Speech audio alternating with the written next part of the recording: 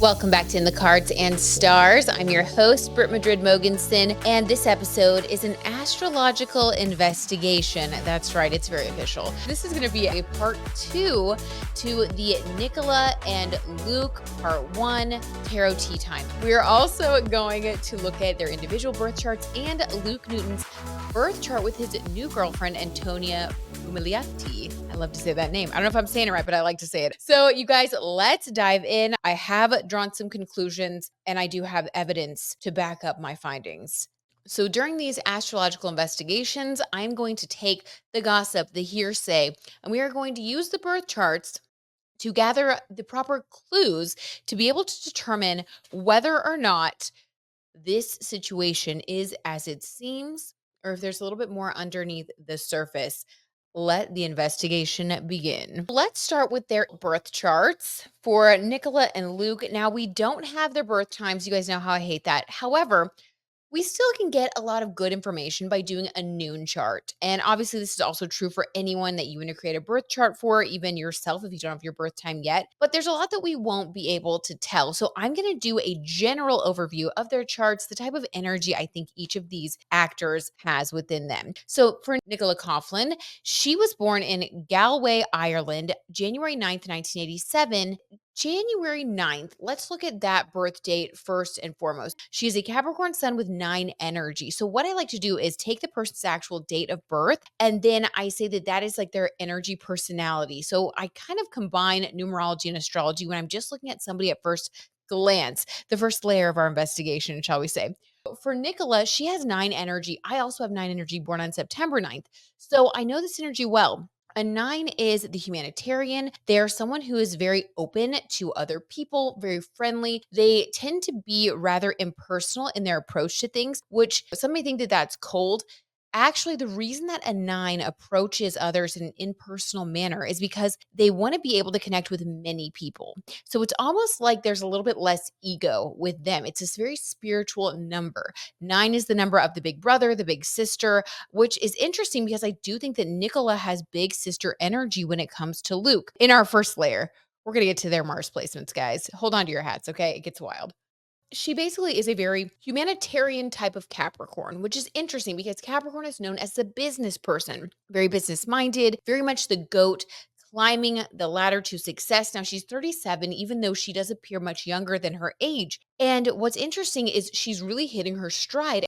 People who have heavy Capricorn or heavy Aquarius in their charts, because they are associated with Saturn, tend to be those late bloomers. Now, she's obviously been blooming for quite a while, but this is like she's really reached this crescendo. She's also having her nodal return right now because she has her north node in Aries, her south node in Libra. And so this is really a time of her coming into her own. She's in her power, so to speak. I would really think of her as like a queen of wands, a queen of pentacles, just someone who is in her ultimate strength. This is her time that she's like really ripening. Do you know what I mean? So this is a great time in her life. Okay. That's her kind of at a glance. Now, we can say with relative certainty that her moon is in Taurus, giving her a very stable emotional base. I talked about this in my part 1, where we just briefly touched on the astrology, but basically someone with a Taurus moon and a Capricorn sun. I mean, this is earth sign and earth sign energy. So when you meet her, it's really what you see is what you get. You're not going to have a crazy surprise. There's nothing that really is like lurking beneath the surface that's going to surprise you. I think she's very good at handling herself, her own emotions. Taurus people tend to be able to process their emotions very well. It's like a slow and steady kind of pace. So really she's giving stability. She's giving emotional stability. She also has a lot of mental stability because she has her Mercury in Capricorn. Mercury and Capricorn people are extremely mature and grounded. She also has what it takes to be successful. Capricorn people can compartmentalize things in order to reach the top. Now, Capricorn, remember, is associated with the goat climbing that mountaintop. And when you're climbing to a mountaintop, I mean, sometimes you've got to just push through the obstacles. You can't get in your head about things. This is going to be important when we get to Luke's chart. So she really perseveres. She is a leader. She pushes through. She is strong willed, strong minded, and truly someone to look up to. I mean, really someone to emulate if you want to be successful. I mean, I'd be interested to read her life story, like a biography or something.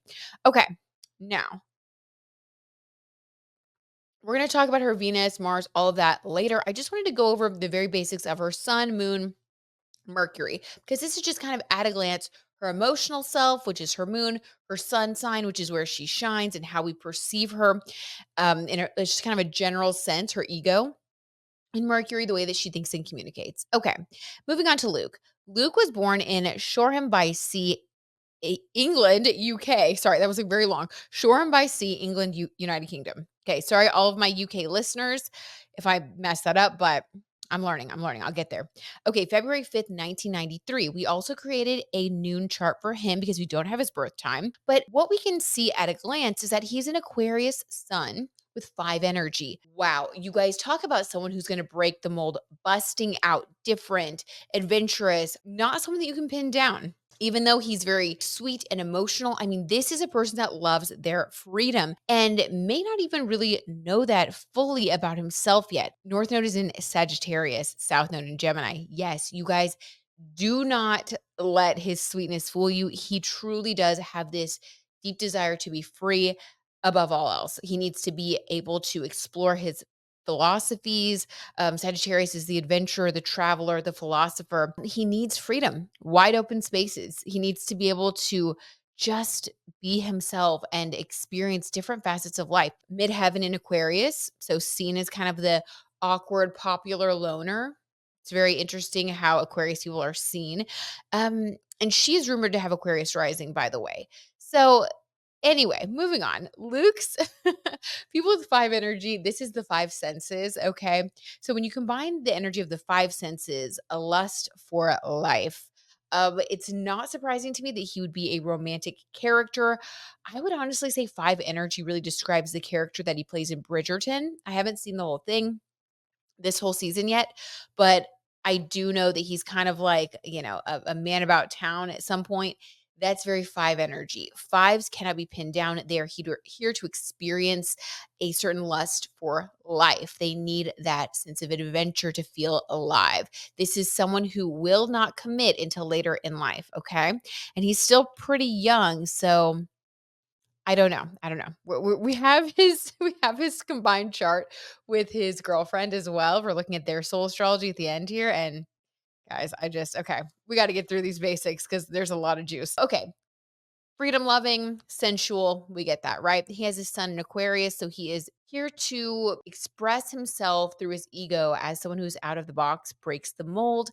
And I think that we see that because he's like a leading man type, but he's talked about his anxiety. He also comes across as kind of emotional and sweet. He has his moon in Cancer.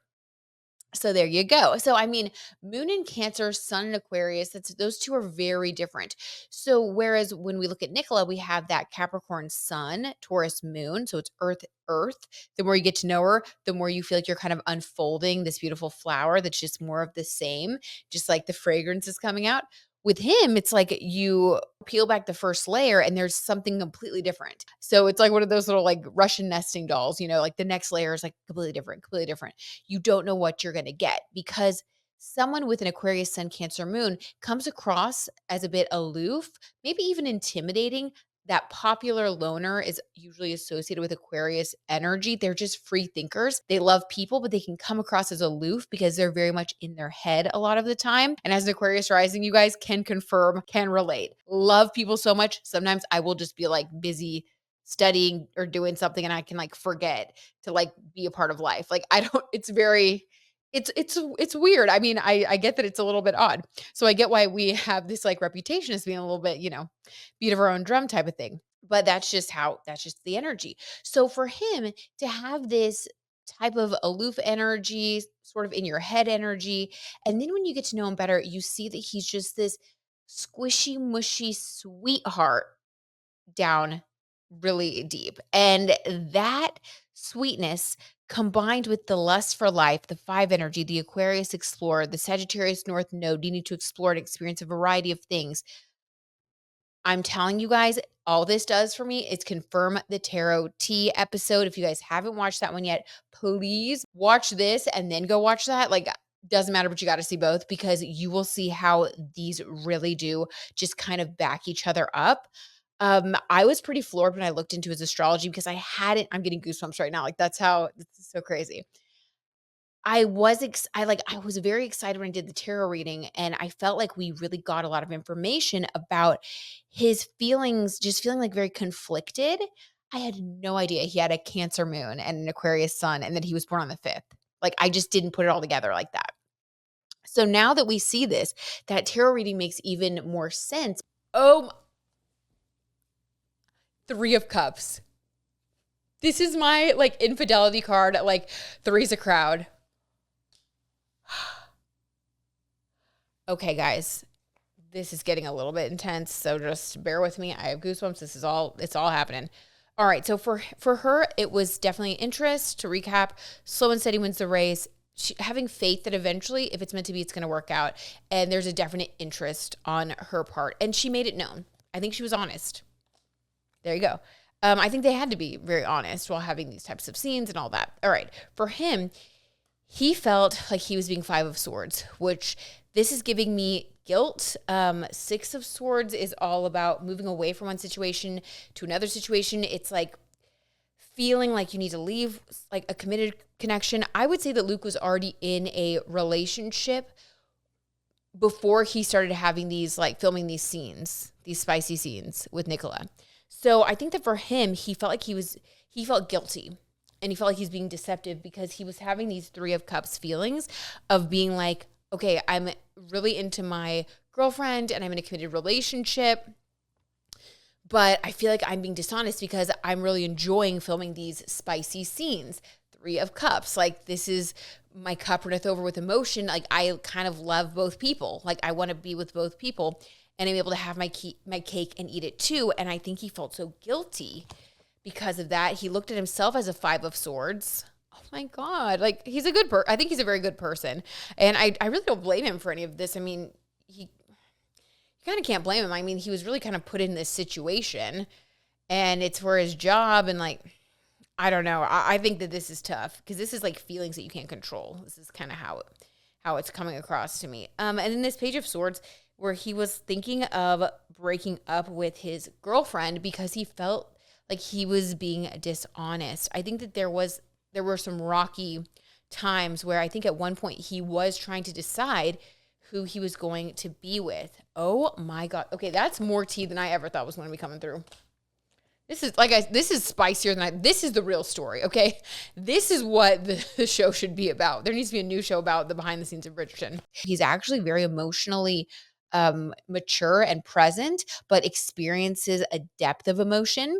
Combined with this Aquarius need to explore and the 5 energy and the North Node, I totally get why he feels guilt. I totally get why it's hard for him to decide sometimes probably who to commit to, what to do. I mean, that's tough. I gotta tell you, that's tough. And so I don't blame him at all. I think he's actually a very nice person. Okay, let's continue on. His Mercury is also in Aquarius. So, even though he's super emotional, we definitely do see that what you see is what you get with him when it comes to the way that he thinks and communicates. Like, so he doesn't hide his anxiety. I think he talks about it, right? I think that he talks about the way that he thinks and I think he thinks out loud a lot of the time, and I like that. Definitely, you do see a lot of his mental processes. He's willing to share that even when he feels awkward. However, I do think that the emotions he probably keeps hidden a lot of the time unless he feels really safe and comfortable around you. He would definitely be someone that I feel would be very comfortable in relationships, but it has to be the right type of relationship. And sometimes his relationships from the outside might look a little bit offbeat because Aquarius is definitely, like I said, someone who can be a little bit offbeat, um, marches to the beat of their own drum. And wherever that is in your chart, that's where you will express that. So the way that he thinks and communicates, he needs someone that he can really be a best friend with. That's just super important to him. And I think that he even said that in an interview. So, okay. There we go. And when I did look into him when I was preparing this chart, I saw that he has had a string of monogamous relationships. Not surprising with that moon in Cancer, very nurturing in relationships, but also feels very guilty because there is a deep seated need for freedom and exploration and the ability to just experience life and in a very authentic way. And I think that that can sometimes make him feel guilty because it takes him away from his relationships. All right, we're going to get into the synastry. Now, to get into their synastry, we are going to look primarily at the Venus and Mars aspects between Luke and Nicola's charts, because that is really going to help us see, was there any or is there any romantic energy going on behind the scenes here? What was the raw nature of their attraction? And this is the stuff that you can't hide. When two people with certain placements or certain aspects are put in a room together, that is for a reason, in my opinion. And guys, I'm telling you, it's there. Okay. So for Nicola and Luke, we're going to look at their Mars connections first, because this is really what blew me away. They have three Mars connections that are extremely important to talk about. And one of them is an exact aspect. Nicola is going to be the Mars person as I talk about this, and Luke is going to be the Venus person. So Nicola has her Mars in Aries, Luke has his Venus in Aries. They have this exact conjunction between their Mars and their Venus.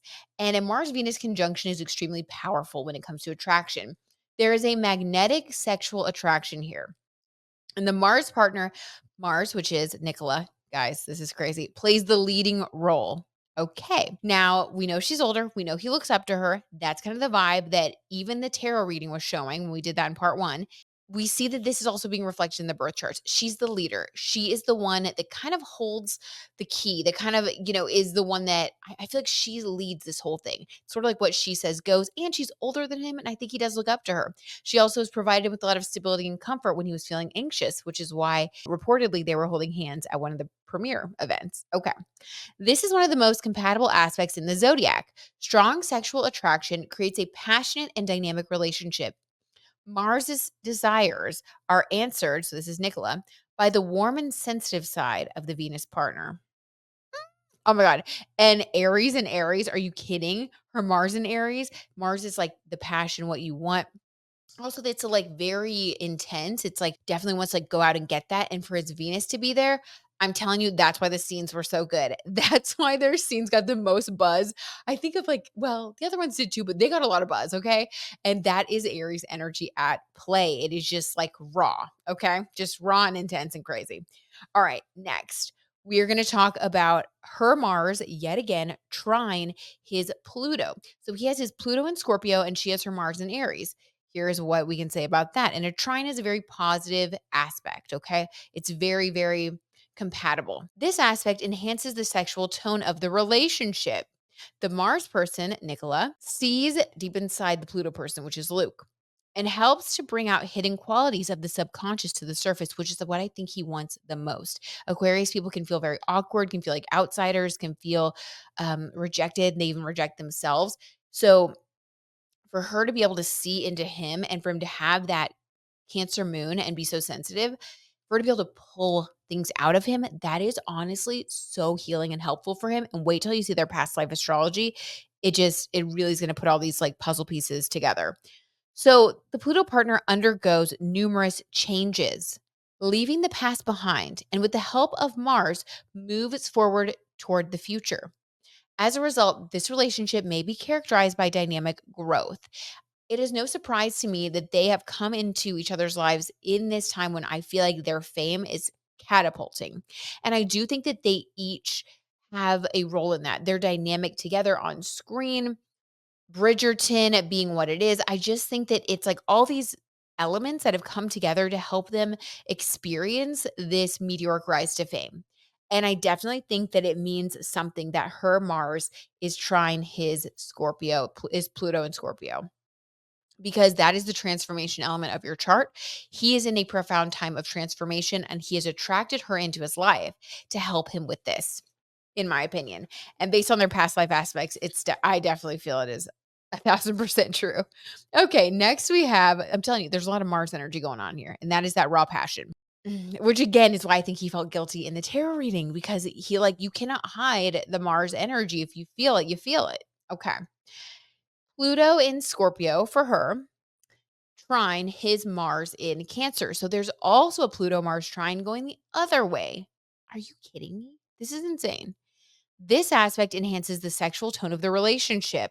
The Mars partner, so now this is him, Luke, sees deep inside the Pluto partner. So it also goes both ways. This is crazy. And helps to bring out hidden qualities of the subconscious to the surface. The Pluto partner undergoes numerous changes, leaves the past behind, and with the help of Mars, moves forward to the future. As a result, this relationship may be characterized by dynamic growth. He has his Mars again. Like, this is just like, this is crazy. This is crazy, guys. They both have a trine to each other's Pluto and vice versa. Pluto Mars trine. Okay. Anyway, hold your horses here. This gets a little wild. There is an opposition with their Mars energy. Nicola's Neptune is in Capricorn and Luke's Mars is in Cancer. This is an opposition. When two planets are in opposition, they create a certain amount of tension. Okay. This aspect is often a cause of deceit, guys.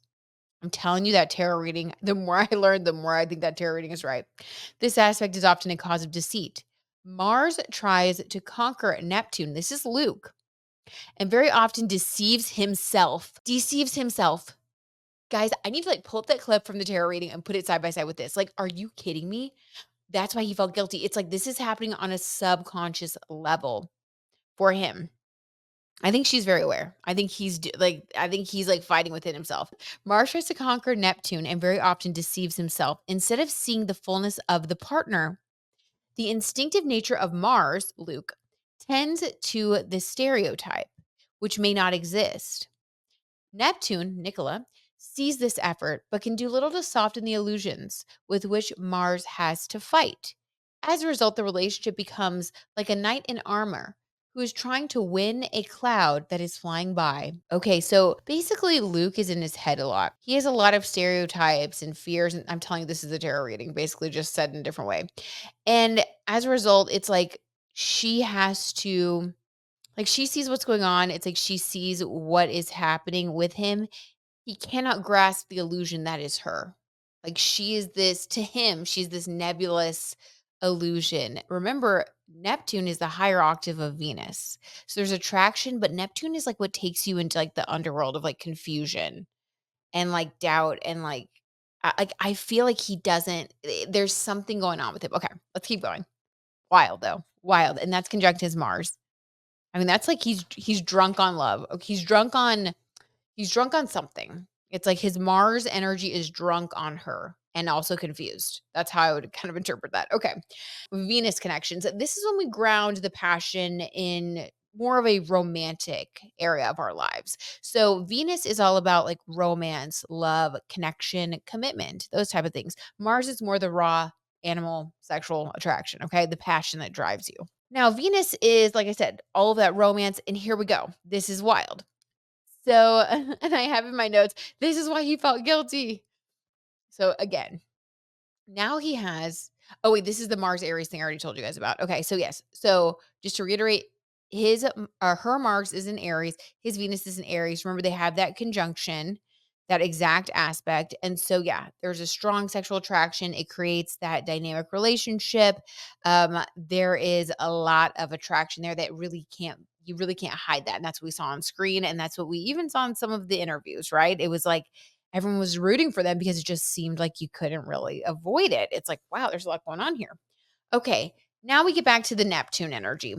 And Nicola's Neptune is in Capricorn and it is square his Venus in Aries. So this is where I feel like we see that intense romantic attraction, but it just never really gets off the ground. Like in real life, as soon as we all got kind of committed and excited that this was going to be like a thing on screen and off, everybody's rooting for them. This video blew up. The first part one blew up because I think as a collective, we just see this attraction. We see this Mars conjunct Venus, and we just want them to win. Unfortunately, it does start to fall apart a little bit, okay? And we'll get the explanation why when we look at their past life astrology. But here we go. This is where it's like kind of crumbling here again with really Neptune playing a lot into it. So this aspect of her Neptune in Capricorn square his Venus in Aries adds depressive feelings to the relationship. Venus, which is Luke, tends to idealize Neptune, which is interesting because remember we just talked about with her Mars conjunct his Venus, she is the leader. She's the leading role. And again, I have to reiterate, he leaned on her because of his anxiety. She definitely was a comfort to him. She's older than him. She comes across as so much more confident and gregarious. Like, this makes total sense to me. So Venus idealizes Neptune. So Luke really does put Nicola on this pedestal.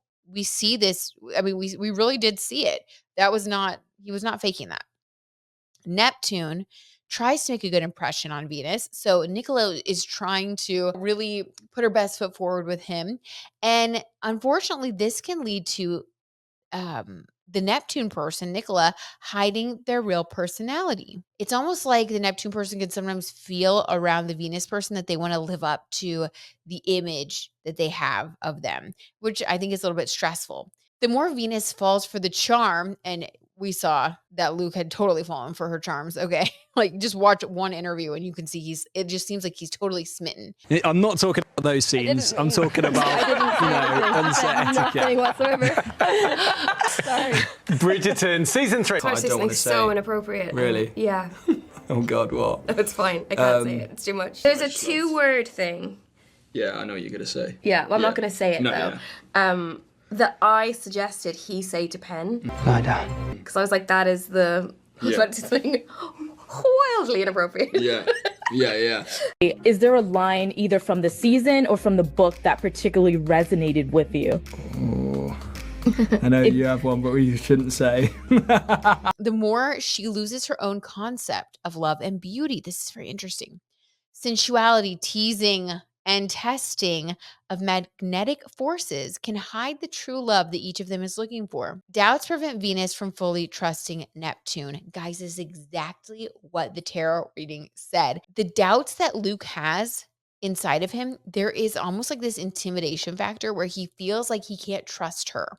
He feels like she's like too powerful, or like she's so far ahead of him. It's like he's in his own head being like, yeah, I could never be with her because I would mess it up. Or like, she's just like so perfect. Like, that's what I feel like. And I see him saying, I know it's so weird, but like, it's almost like he would rather keep her on this shelf as this just like perfect ideal that he'll always measure people up against. I'm sorry. That's what I'm getting. All right, moving on. That's the tea. Okay. All right. Oh my God. This astrology investigation is a lot. I need a little sip of my drink here. Lady Whistledown could never. Okay, I'm kidding. But she is Lady Whistledown, right? Oh, spoiler alert. Sorry. So Lady Whistledown is the only other one that could, I guess. Shall we continue? And last but not least, before we get to their past life stuff, her Venus in Sagittarius, fun, flirty, thriving, just loving life, expanding. Very good. Love it. Is square his Mercury in Aquarius. Now they're square. Square is not so great, right? In this relationship, the Mercury person, which is Luke, tries to teach the Venus person, Nicola, how to express their love.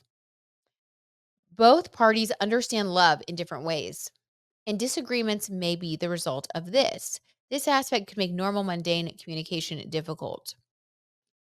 That kind of reiterates this idealization that I think that he has of her, because there is a confusion as to like how they express their love. It's like they can't really get on the same page. It's hard because it's like he doesn't understand okay, I see it playing out like this, all right? Like, she's so freedom loving. Sagittarius is very much like loving life, enjoying things, like living their best life. That doesn't mean that she doesn't love him. It doesn't mean that she wouldn't commit to him. But I could see him being an Aquarius energy and having a little bit of this feeling like they don't fit in already, and maybe not being someone that's going to step out on a limb. Like, maybe he needs to feel a little bit more personally singled out before he would feel comfortable confessing his feelings or something. You know what I mean? So it's like he has an interpretation of her expression that isn't really accurate, and vice versa. So it's like they sort of just, it's like they keep missing each other. It's like a missed connection, but it's there, and they're expressing it in these other ways because they're actors and they're on screen. They have all these other hot connections, but it's interesting that there's just something that's not quite sparking. And when I say not quite sparking, I mean, it's like the relationship isn't getting off the ground in a real committed way, which is why we had to look at their past life synastry. As you guys know, I love to use Jan Spiller's Cosmic Love book to look into past life synastry. And this is based on the belief that People meet for a reason. People have past lives and a commitment or a soul contract to come back into each other's lives for a very specific reason. And that can be to repay a debt or even to help each other, or even soulmates who maybe, if we want to be really dramatic, like passed away and now they're back to get to really like re-experience their love and find each other in this lifetime. It can be very romantic depending on the chart, but this is their energy. Also, each person brings a gift into the other's life, and that is based on um, the North Node and where it falls in one another's charts. So here is the tea on them. So first, let's talk about their North Node. Nicola is an Aries North Node person. Luke is a Sagittarius North Node person. I love that because they're both fire sign North Nodes. They are both here to experience fiery expression of confidence, joy of life, and really going after whatever it is they want to achieve in life fearlessly. So they can definitely support each other in that as friends or as, lovers. Okay. So the houses, let's talk about their purpose in each other's lives. So the gifts that Luke is bringing to Nicola, Luke's North Node falls in Nicola's 12th house of confusion, illusion, spirituality, and creativity. Okay. Interesting. That checks out. Definitely amazing acting partner. I think he's inspired, probably just inspired her to become a better actress by really triggering and unlocking even deeper layers of feeling and artistry within her.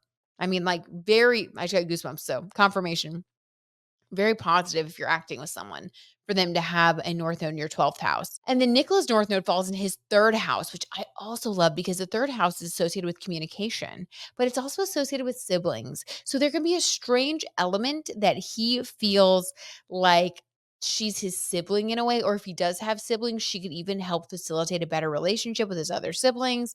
And I even just said other siblings because there's a weird like brother sister element that brings to it. If you're following me down this path, right, we can see why maybe they're not meant to be in a committed long-term romantic relationship. And everybody that wishes they would be, I get you. I'm in that same boat, but the investigation has to be impartial. Okay, moving on. So Luke's North Node. Now, okay, here's the past life contracts part. This is so fascinating. So the past life contracts will talk about how and what the how you were connected to a person in a past life and what your agreement is in this life. It's more about those gifts that you're bringing to each other and the lessons that you're here to work out together. So it's like your karma with that other soul. So Luke's North Node is conjunct Nicola's Saturn and Uranus. Okay. So Nicola has this effect on Luke. I'm sorry, Luke has this effect on Nicola where he stimulates her Saturn energy, which is her discipline. Also, like I said, she's a late bloomer because she's ruled by Saturn as a Capricorn sun. She has a lot of Saturn rulership over her ego and career. So for him to actually trigger her Saturn is really good for her in particular because rather than bringing hardship into her life, I think that it brings more self-discipline and sparks her energy in a way that makes her even more successful. Also, I think that he came into her life during this time because they were meant to become successful together at this time. It's like triggering her Saturn promise of eventually reaching her full potential. That's what Saturn does. It matures you and for her it's her career that's really maturing like a fine wine. Okay. Then we would look at how his North Node is conjunct her Uranus. So Uranus, that's really interesting because that is surprise. I think that his involvement in her life has made her more aware of surprises, meant to shake up her life, meant to shake up her perception. This soul contract that they have, I think, was meant to refresh her energy in life. When people are conjunct your Uranus, it's like they bring something surprising and also a faith that life sometimes will surprise you. So it's like, when you feel like you're in a rut and you feel like things will never change, someone with their Uranus or someone with their North Node conjunct your Uranus is going to remind you that that's not true, that life is full of surprises and it kind of just reawakens you. Okay, then we look at South Node. This is a specific past life energy. This can be a little bit heavier. Now, they do have a conjunction here, which tells me that this is a past life connection. Luke's South Node is conjunct Nicola's Chiron. This is huge. So Chiron is the wounded healer in your birth chart. So wherever you have Chiron, this is where you have a deep wound. But as you grow, as you learn in life, you eventually master this part of your life. And this is actually where you become an amazing teacher. For Nicola, I believe it's in Gemini. Let me see. Oh yeah, duh, because he's a Gemini South Node. So yes. So definitely her Chiron is in Gemini. When you have a South Node connection, it often means that the other person was present at the time that this wound occurred. I know this is wild, right? So according to this, Luke was present in her past life where this Chiron wound occurred in Gemini, and that is a wound of not being believed or heard. And it's interesting because she also brings him gifts in the third house, which is associated with Gemini energy. Okay. So maybe they were like professors together in a past life, or there's something with communication with them. Regardless of what happened, though, in the past life, we do know that he carries an energetic key that helps her unlock that healing energy that she needs for herself in this lifetime to master Gemini energy and become that confident communicator that we see that she is today. Now, I would venture to say, based on the interviews that we've seen them both in together, he has already helped her do that. I think she has mastered that part of her life. The Gemini and Chiron wound is about not feeling like you can be heard or communicate your feelings or who you really are. It's this feeling like no one understands you and tripping over your words. She doesn't do that. She doesn't do that. And so I think that he's really helped her. And we can trigger each other to heal in many different ways. It could be mentioning a book that we don't even know we're mentioning to someone and they read that book and that helps them. Or it can be something that someone says directly, or it can even just be your energy in someone else's life that helps them on a subconscious level to where they start working towards their own healing. But there's something about their energy where he has helped her to heal that. And I think that's beautiful. Okay. Now, Nicola's North Node is in Luke's. Is not conjunct any of Luke's planets, so they do not have any sort of contract to where she's supposed to push him forward. Okay, because North Node is pushing you forward. But Nicola does have a past life contract with Luke's Jupiter. This is a really interesting connection here because Jupiter is the giver of gifts and luck. So this is potentially a payback lifetime. Okay, guys, so wild. So according to this, Nicola's role in Luke's life in this incarnation, this time around the sun, this time around the block, is to bring him gifts and luck to boost up his sense of self, his ego, his feelings of being comfortable in this world, his ability to communicate, reach his own goals. It's just really to support him and bring him good energy. She's just a natural ally for him in this lifetime. When he struggles with her Jupiter energy, she is here to lift him up. So it's like she's kind of a gift in his life. And that's what the agreement was. And with all this past life energy, I would say that in a past life, he helped her and he's still helping her. So I definitely think they have a past life connection. I think they're soulmates. Whether or not they're going to be, get married in this lifetime or this is a long term thing or not, that remains to be seen. But even if it's not, this is a significant relationship for both of them. And I think that it's beautiful in its own right. Now, if we look at their composite chart, this is the part where basically we look at the energy where if they're like operating optimally, this is how they have to show up in each other's lives to really like make the most of their connection. And this is a composite North Node in Aquarius in the first house. And I love that because I think they're doing that. The first house is about your individuality. So an Aquarius is very much like, marching to the beat of your own drum, being the individual, free and, just letting each other just like be ourself, really, non-judgment. And I think they do that. So I think they're very much showing up for each other in this way. And I think that's why there isn't this commitment that we all wanted to see them make, because they're really here to support each other's individuality and to help each other continue to develop as a soul into the person that they're meant to be here on their North Node path. So again, it is not conventionally what we would expect from them, but I think that it definitely makes sense when we see their relationship. All of this comes together to make so much sense. Okay. Now, before we go, I had to look at we cannot leave well enough alone. I had to look at Luke's chart with his girlfriend. Antonia Roumelioti, the woman with the fabulous name that burst all of our bubbles and helps us to find, the real evidence that maybe Luke and Nicola are just soulmates meant to be BFFs. Hold on. But honestly, this is also an energy that could get together like later in life. We'll see. Okay. Like they could still get together later in life. I don't want to say never, but I want to say right now, I think that this is just perfect the way it's working out.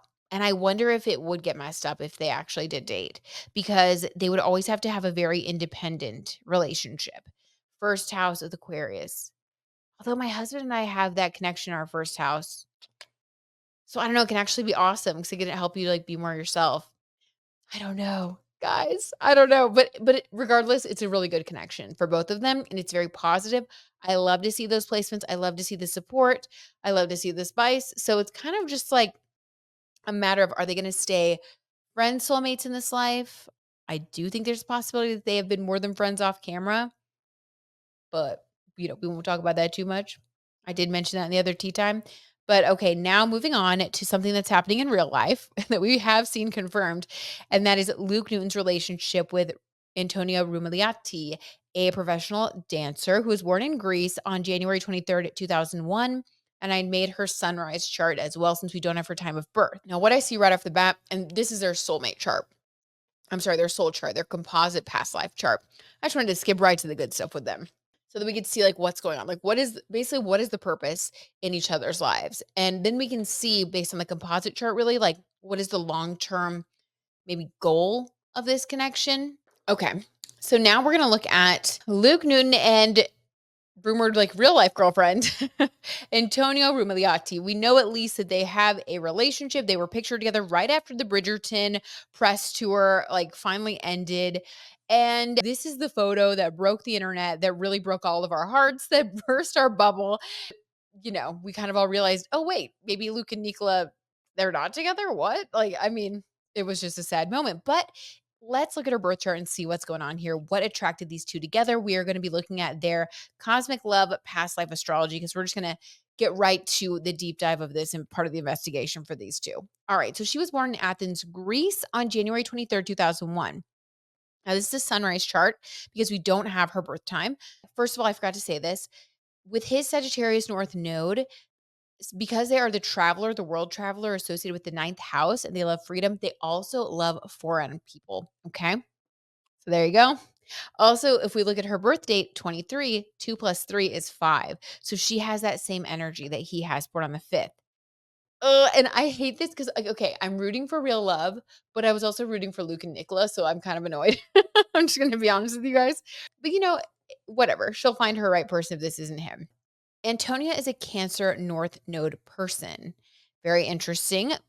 So that means that she's a Capricorn South Node. So in a past life, her energy, she got very good at being strong and business-like. So in the tarot reading that I did for them, and I think I did this during one of the live streams because we've been talking about this, this whole situation for a while.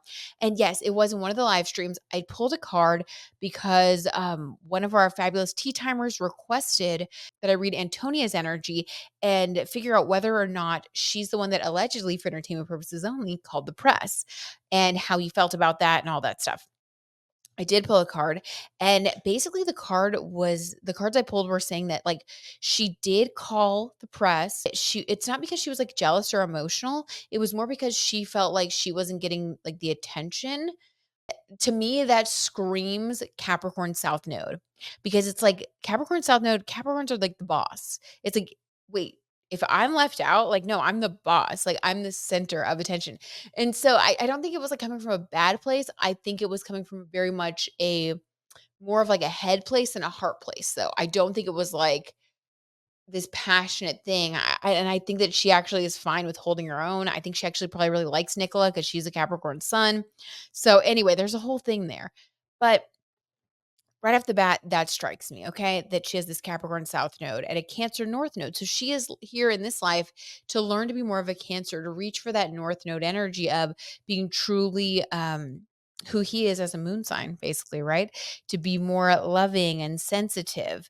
All right. So moving forward, gifts Antonia is bringing to Luke. Antonia's North Node falls in Luke's 6th house. This is focus, work, routines, health, fitness, structure. Okay. So, and pets even. So, this is really an energy that he needs to get out of bed, to be successful, to have those daily routines that are going to help him in this life. It's a very grounded energy. Okay. Kind of good, right? Kind of something that you need. Not super romantic yet, but definitely positive. And that can be a day-to-day placement, meaning that these two people are meant to spend a lot of time together during the day. This could be like a long-term relationship type of thing because you're together every day, right? You have a daily routine together. Gifts that Luke is bringing to Antonia. Luke's North Node falls to Antonia's 11th house of fame and groups.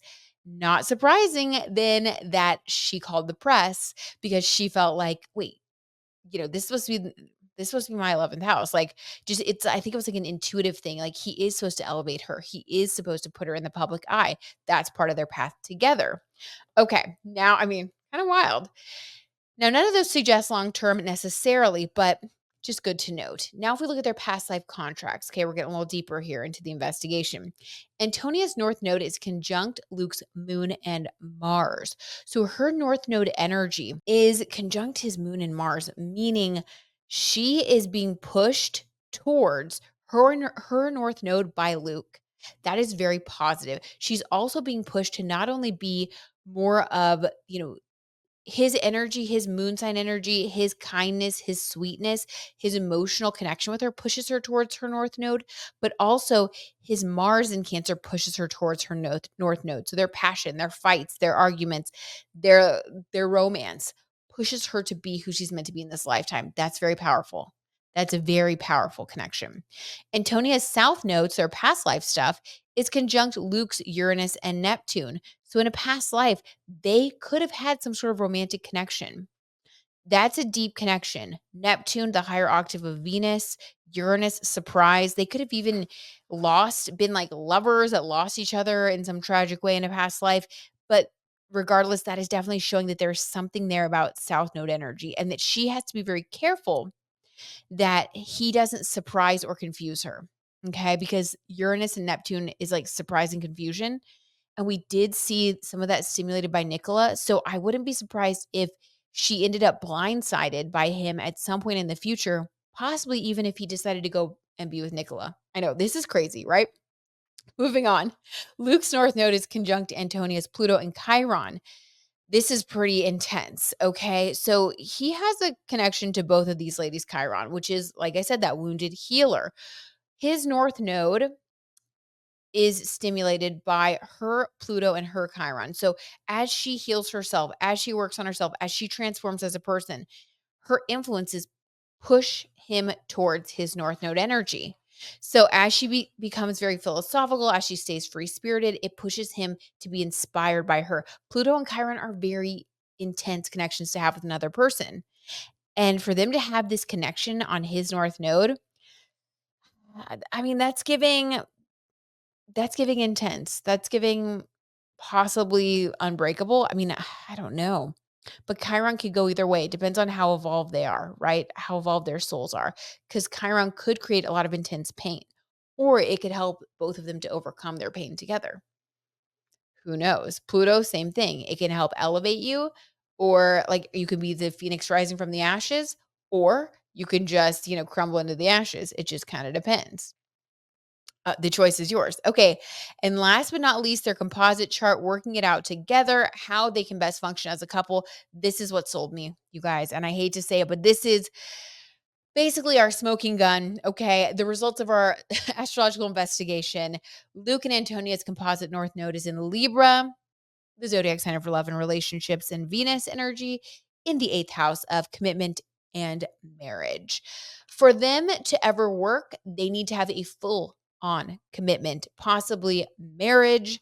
But 8th house is combining your finances. It is putting your name on the paper, writing everything down, having both of your names on the deed. It is very important. And this creates a major transformation for both parties because the 8th house is also associated with death and rebirth.